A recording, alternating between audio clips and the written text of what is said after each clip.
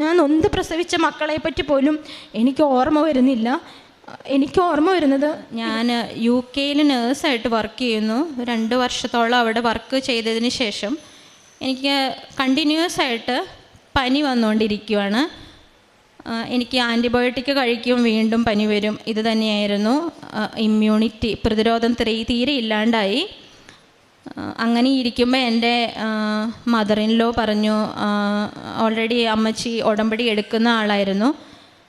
അസുഖം മാറാണ്ടിരുന്നപ്പോൾ എന്നോട് പറഞ്ഞു, നീ ഉടമ്പടി എടുക്കണം. അപ്പോൾ ആദ്യമായിട്ട് കൃപാസനമൊക്കെ ഒരുപാട് വർഷങ്ങൾക്ക് മുമ്പ് ഞാൻ കേട്ടിട്ടുള്ളതാണ്. ഞാൻ മാതാവിൻ്റെ വലിയൊരു ഭക്തയാണ്. കുഞ്ഞുനാൾ തൊട്ട് മാതാവിൻ്റെ ഒരു ഫോട്ടോ എൻ്റെ മുറിയിലുണ്ടായിരുന്നു. അപ്പോൾ എപ്പോഴും കൂട്ടുകാരി എന്ന പോലെ ഞാൻ മാതാവിനോട് സംസാരിക്കും. എന്തെങ്കിലുമൊക്കെ പ്രശ്നങ്ങൾ വരുമ്പോൾ മാതാവിനോട് ദേഷ്യപ്പെടും, കരയും, സംസാരിക്കും. ഞാനൊരു യാക്കോബിറ്റുകാരിയാണ്. ഞങ്ങളുടെ പള്ളിയും മാതാവിൻ്റെ പള്ളി തന്നെയാണ്. അവിടെ തൊട്ട് കുഞ്ഞുനാൾ തൊട്ട് കരഞ്ഞ് പ്രാർത്ഥിച്ച് വളർന്നു വന്ന ഒരാളാണ് ഞാൻ. അപ്പോൾ കൃപാസനം മാതാവിനെ പറ്റി കേട്ടപ്പോൾ അത്ര വിശ്വാസമൊന്നും എനിക്ക് തോന്നിയിട്ടില്ല. 5-6 വർഷങ്ങൾക്ക് മുമ്പ് തന്നെ ഞാൻ കേട്ടിട്ടുണ്ട്.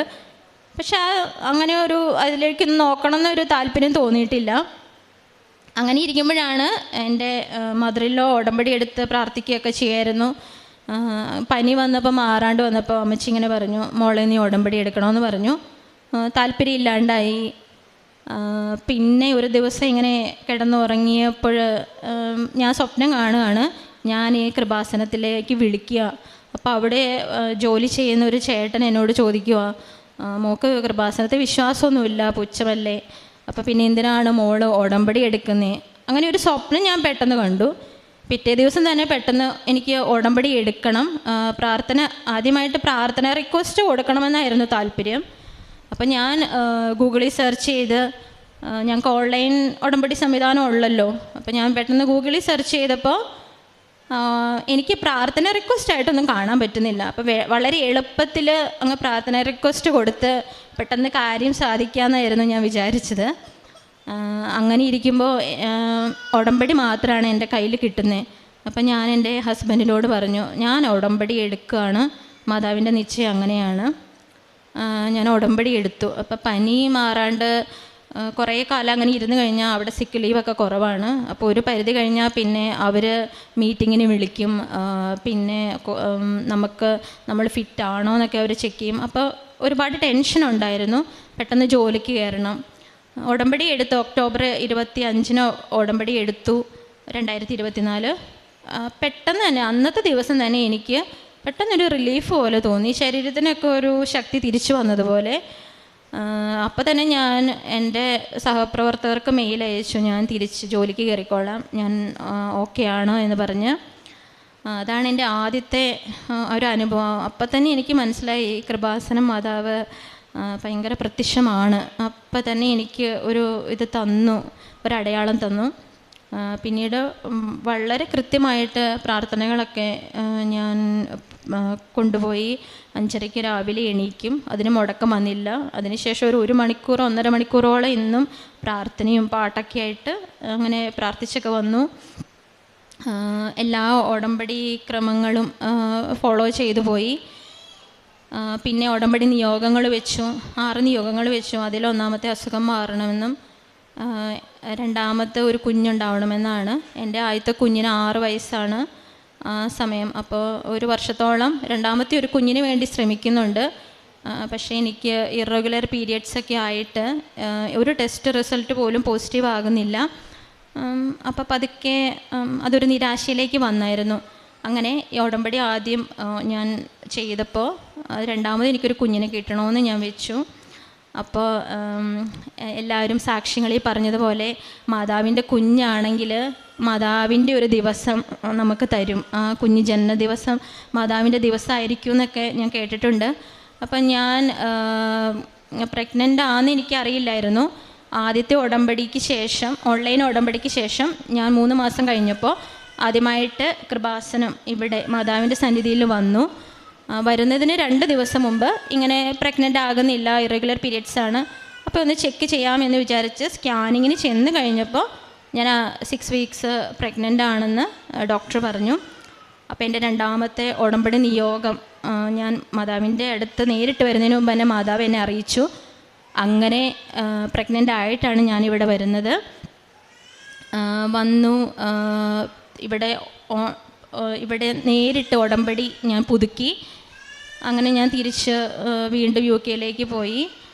അതിനുശേഷം പ്രഗ്നൻസിയുടെ കുറച്ച് ബുദ്ധിമുട്ടുകൾ കാരണം ഞാൻ ഉടമ്പടി ഉഴപ്പാൻ തുടങ്ങി. പ്രാർത്ഥനയിൽ ഉഴപ്പ് കാണിച്ചു. ബൈബിൾ വായനയൊന്നും കറക്റ്റായിട്ട് ചെയ്തില്ല. അപ്പോൾ പ്രാർത്ഥനയിൽ വളരെ വീക്കായി തുടങ്ങി. അതോടുകൂടി എൻ്റെ പ്രശ്നങ്ങൾ തുടങ്ങി. 5 മാസം പ്രഗ്നൻ്റായി കഴിഞ്ഞതിന് ശേഷം ഡയബറ്റിക് ചെക്കുണ്ട് അവിടെ ചെക്ക് ചെയ്യാൻ തുടങ്ങി. ഇപ്പോൾ ഞാൻ ഡയബറ്റിക് ആണെന്ന് സ്ഥിരീകരിച്ചു. അതോടുകൂടി ഭക്ഷണത്തിൽ നിയന്ത്രണം വന്നു. ഇൻസുലിൻ എടുക്കേണ്ടി വന്നു 2 നേരം. അപ്പോഴല്ലേ എൻ്റെ ഹസ്ബൻഡ് എന്നോട് പറയുന്നുണ്ട്, നീ ഉടമ്പടിയിൽ തിരിച്ച് നിൽക്കണം, നീ ഉടമ്പടിയിൽ നിന്ന് മാറി നിൽക്കുന്നതുകൊണ്ടാണ് നിനക്ക് ഈ പ്രശ്നങ്ങൾ വരുന്നത്. അപ്പോൾ ഞാൻ പറഞ്ഞു മാതാവ് വളരെ അണ്ടർസ്റ്റാൻഡബിളാണ്, മാതാവിനെ എൻ്റെ പ്രശ്നങ്ങൾ പറഞ്ഞറിയാം, എനിക്ക് കുറച്ച് ബുദ്ധിമുട്ടുകളുണ്ടതുകൊണ്ടാണ്, അപ്പോൾ അതൊന്നും കുഴപ്പമില്ല എന്ന രീതിയിൽ കൃപാസനം മാതാവിലേക്കുള്ളൊരു വിശ്വാസം എനിക്ക് ഇല്ലാണ്ടായി തുടങ്ങി പതിയെ. ആ പ്രഗ്നൻസി ത്രൂ മുഴുവൻ ഞാൻ ഒരു പ്രാർത്ഥന ഇല്ലാണ്ട് അങ്ങ് പോയി. ഇത്രയും കോംപ്ലിക്കേഷൻസൊക്കെ വന്നിട്ട് പോലും എനിക്ക് തിരിച്ച് ഉടമ്പടി എടുക്കണമെന്നോ പ്രാർത്ഥനയിലേക്ക് മടങ്ങി വരണമെന്നോ ഒന്നും എനിക്ക് തോന്നിയില്ല. അത് കഴിഞ്ഞ് എൻ്റെ expected date of delivery August 31 പറഞ്ഞത്. അപ്പോൾ എൻ്റെ ആദ്യത്തെ ഡെലിവറി നോർമൽ ആയതുകൊണ്ട് തന്നെ രണ്ടാമത്തതും സാധാരണ നോർമലാകും. അപ്പോൾ അവർ എന്നോട് ഓഗസ്റ്റ് 14 അഡ്മിറ്റ് ആകാൻ പറഞ്ഞു. അപ്പോൾ അതിന് മുമ്പ് ഒരു സ്കാൻ ചെയ്ത് കഴിഞ്ഞപ്പോൾ കുട്ടി ബ്രീച്ചാണ്, കുട്ടി തല തിരിഞ്ഞാണ് കിടക്കുന്നത്. അപ്പോൾ നോർമലിന് ശ്രമിക്കാൻ പറ്റില്ല എന്ന് പറഞ്ഞു, സിസേറിയൻ ആകും എന്നൊക്കെ പറഞ്ഞു. അപ്പോൾ അതൊരു വളരെ സങ്കടമായിട്ട് തോന്നി, സിസേറിയൻ ആണല്ലോ എന്നുള്ളത്. ഓഗസ്റ്റ് 14 31 എൻ്റെ കറക്റ്റ് ഡേറ്റ് കുഞ്ഞ് വരേണ്ടത്. അപ്പോൾ അവർ ഡയബറ്റിക് ആയതുകൊണ്ട് 14 സിസേറിയൻ വെച്ചു.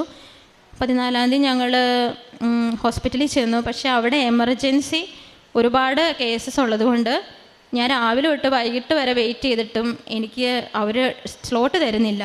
അപ്പോൾ നമ്മളൊന്നും കഴിക്കാണ്ടൊക്കെ ഇരിക്കുകയാണ്, വളരെ വീക്കാണ്. ലാസ്റ്റ് ഒരു ഉച്ച കഴിഞ്ഞിട്ട് ഡോക്ടർ പറഞ്ഞു, ഇനി സിസേറിയൻ ചെയ്യാൻ പറ്റില്ല, വേറൊരു ഡേറ്റ് തരാമെന്ന് പറഞ്ഞു. അപ്പോൾ വീണ്ടും ഡേറ്റ് മുന്നോട്ട് പോകുകയാണ്. അപ്പോൾ എൻ്റെ മനസ്സിൽ നെക്സ്റ്റ് വീക്കായിരിക്കും എനിക്ക് ഡേറ്റ് കിട്ടുന്നത്. പക്ഷേ അത് മാതാവിനൊരു നിശ്ചയം ഉണ്ടായിരുന്നു. മാതാവ് തന്ന കുഞ്ഞായതുകൊണ്ട്, ഞാൻ നിയോഗത്തിൽ അത് ആവശ്യപ്പെട്ടത് കൊണ്ടും മാതാവിൻ്റെ ദിവസം തന്നെ മാതാവ് അതിനു വേണ്ടി കരുതി വെച്ചു.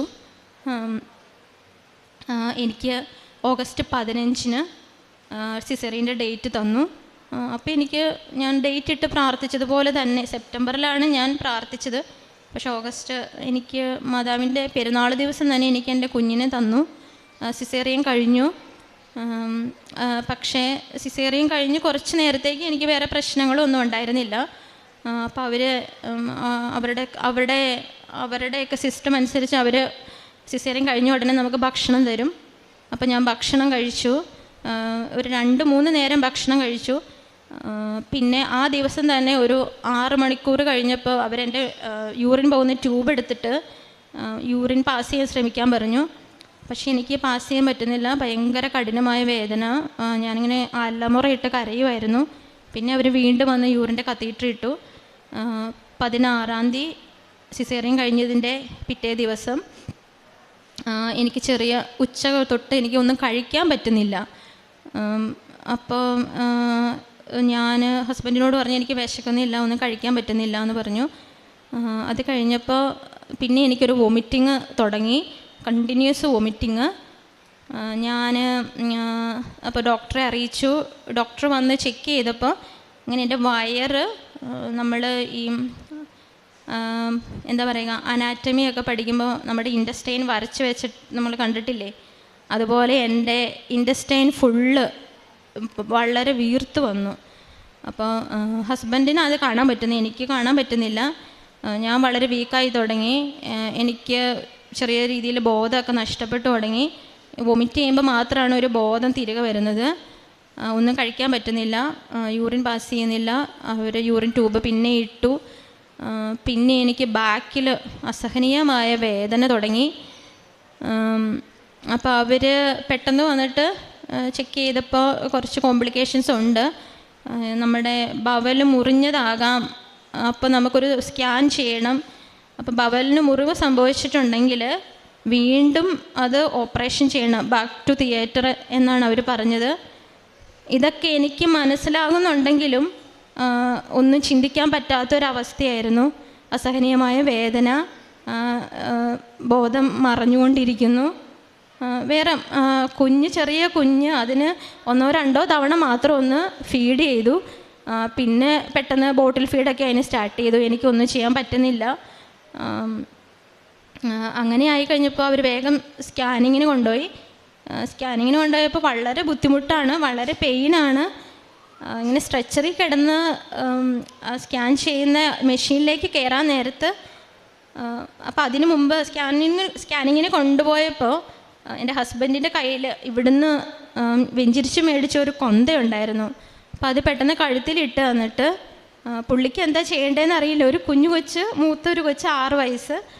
അപ്പോൾ ഞാൻ ഏകദേശം ഡൈ ആയിക്കൊണ്ടിരിക്കുകയാണ്. അപ്പോൾ പെട്ടെന്ന് ഹസ്ബൻഡ് ഇങ്ങനെ വിശ്വാസപ്രമാണം ആ കൊന്തയിട്ടിട്ട് വിശ്വാസപ്രമാണം ചൊല്ലി. അപ്പോൾ കൊന്തയിടുന്നത് ഞാൻ കണ്ടു, അതെനിക്ക് ഓർമ്മയുണ്ട്. പിന്നെ ഇങ്ങനെ അവർ CT മെഷീനിൽ കയറ്റുന്നതിന് മുമ്പ് ഞാൻ പെട്ടെന്ന് ആ കൊന്തയെ പിടിച്ചിട്ട് ഇങ്ങനെ പ്രാർത്ഥിച്ചു.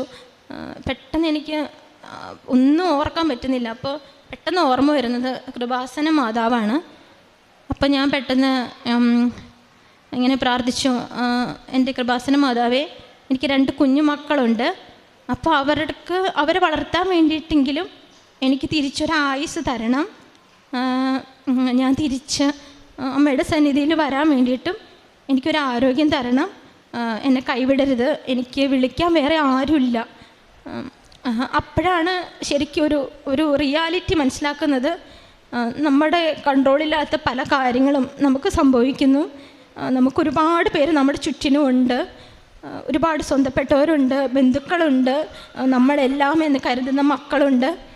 പക്ഷെ ആ സമയത്ത് എനിക്ക് ഓർമ്മ വന്നത് വേറെ ഒന്നും, ഞാൻ നൊന്ത് പ്രസവിച്ച മക്കളെ പറ്റി പോലും എനിക്ക് ഓർമ്മ വരുന്നില്ല.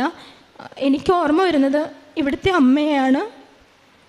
അപ്പോൾ അമ്മയോട് ഞാൻ പ്രാർത്ഥിച്ചു, എനിക്ക് തിരിച്ചു വരണം, എനിക്ക് തിരിച്ചു വരാനൊരു ആയുസ് ആരോഗ്യം എനിക്ക് തരണം എന്ന് പറഞ്ഞു.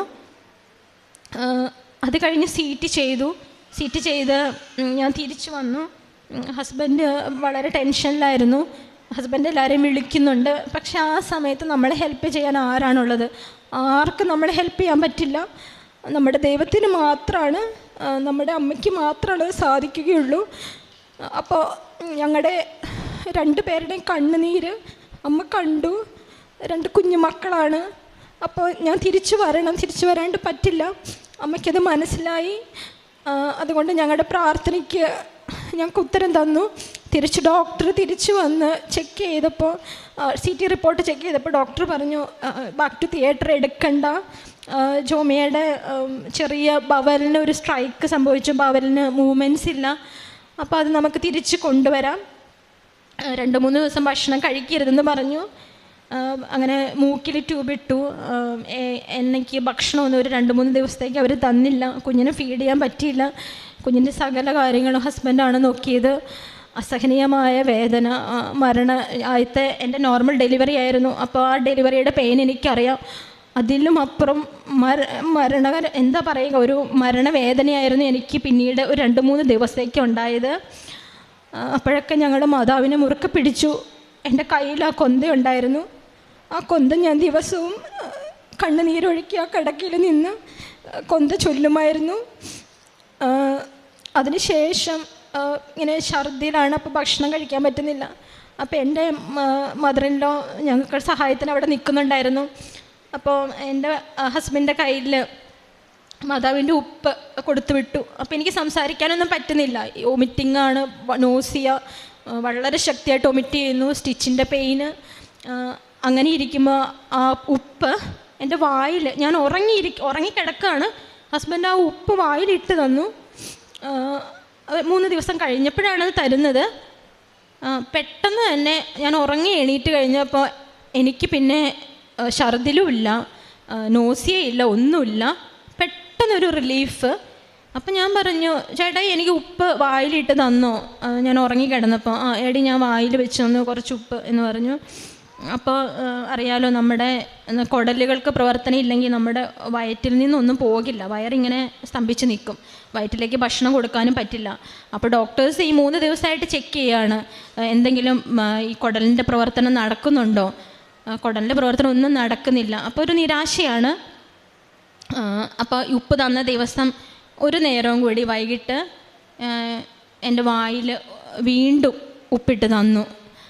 അത് ഇട്ട് തന്ന് കഴിഞ്ഞപ്പോൾ തന്നെ എനിക്ക് ടോയ്ലറ്റിൽ പോകണം. അങ്ങനെ ബവലിൻ്റെ മൂവ്മെൻറ്റ്സ് റീസ്റ്റാർട്ട് ചെയ്യാൻ തുടങ്ങി.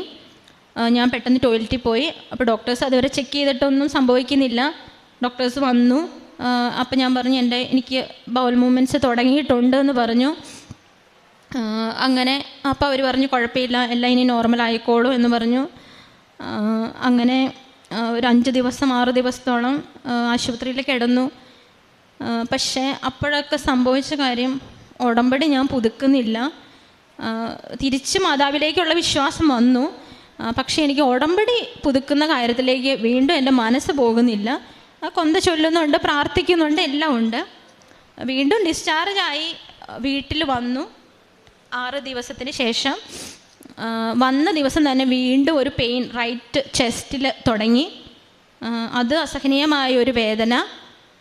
അപ്പം ഞാൻ ഹസ്ബൻഡിനോട് പറഞ്ഞു, എനിക്ക് വേദന സഹിക്കാൻ പറ്റുന്നില്ല. അപ്പോൾ എല്ലാവരും പറഞ്ഞു, അല്ല ഗ്യാസൊക്കെ കയറിയതായിരിക്കും, കുഴപ്പമില്ല.